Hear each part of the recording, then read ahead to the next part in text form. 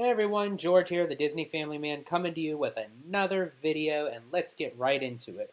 Today I thought I'd talk about something that's been also on my mind lately. I have been having a lot of stuff on my mind lately when it comes to Disney because it's just, you know, during these times we never really thought anything like this would ever happen in the world and how it would impact Disney in such a tremendous way, whether, you know, anything comes out of it at all. But yeah, so lately I've been having a lot on my mind. So today I thought I'd talk about uh, attraction changes for better or for worse.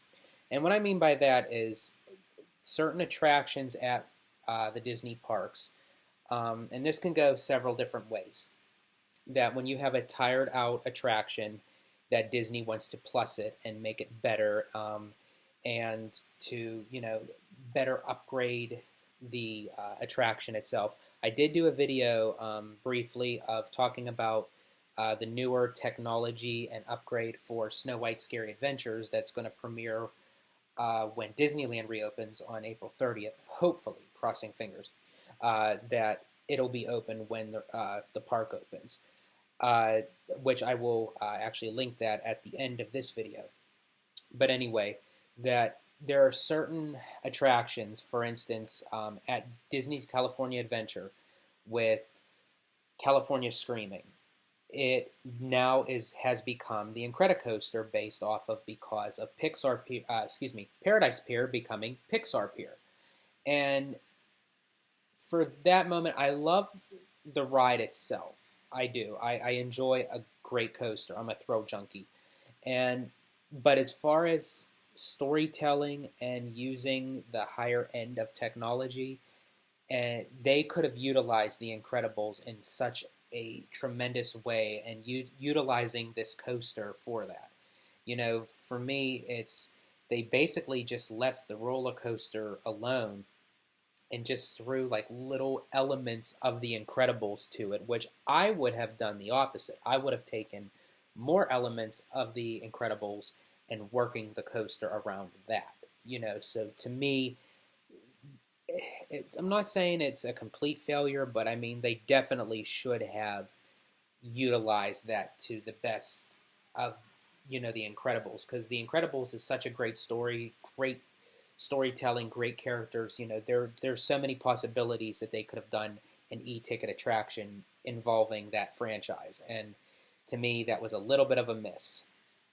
Then there are the type of so there's those kind of attractions. Then there are the other kind of attractions where they're keeping the main focus of the attraction, but they're just upgrading certain story elements or technology, sort of again like how I was talking about Snow White Scary Adventures. For instance, with the Jungle Cruise.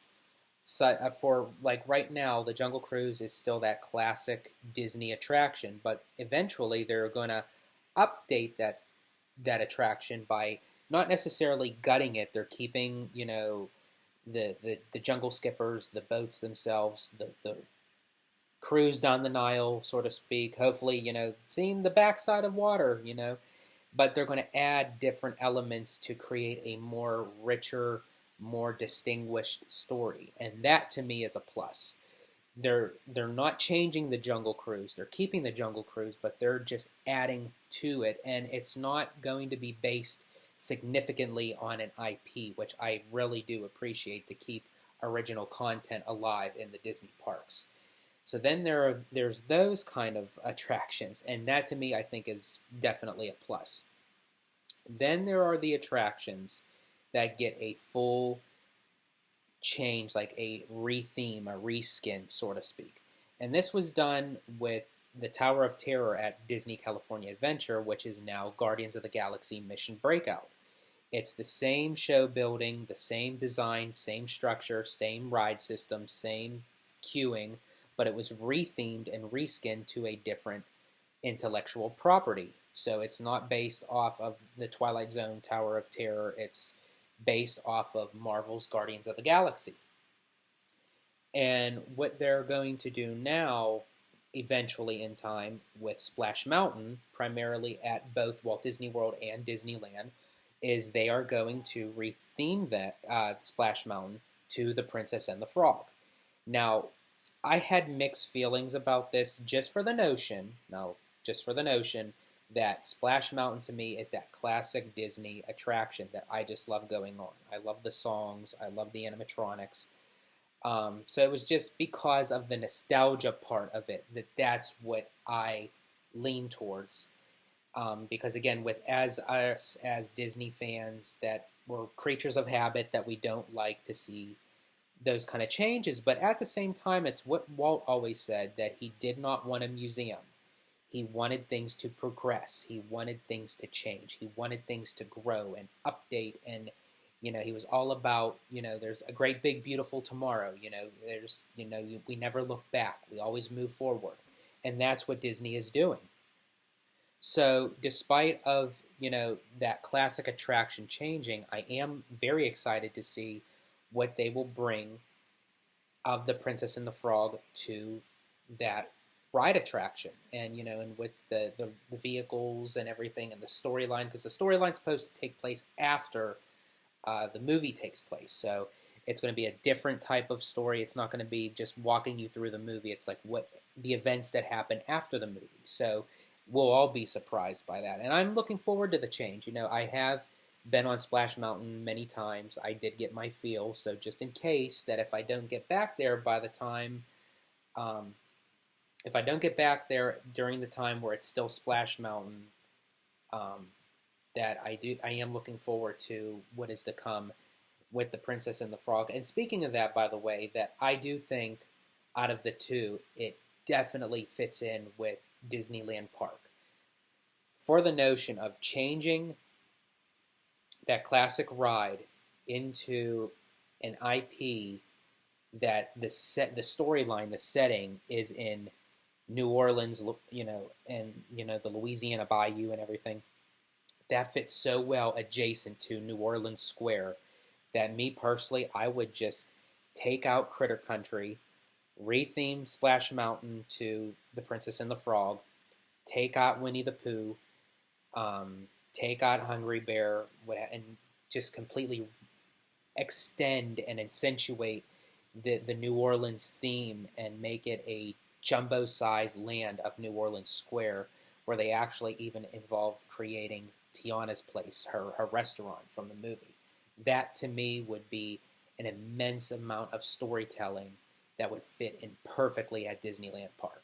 I'm still looking forward to it changing at Walt Disney World, but it definitely fits well with Disneyland's aspect of New Orleans Square. So that is that type of attraction. So there's many different elements of what makes a ride change. There are, total re-themes, re-skinning, just adding special effects or adding little tweaks here and there. And then there is the complete where they gut the attraction, completely change the whole tone, the whole story, the whole ride system.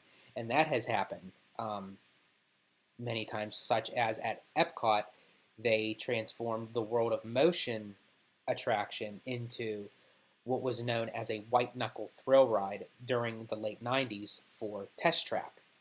And then they rethemed the beloved attraction, which I love, also at Epcot, Horizons, and that became Mission Space, which I have my own personal thoughts on Mission Space, but I'll save that for another time because I can talk about that for forever.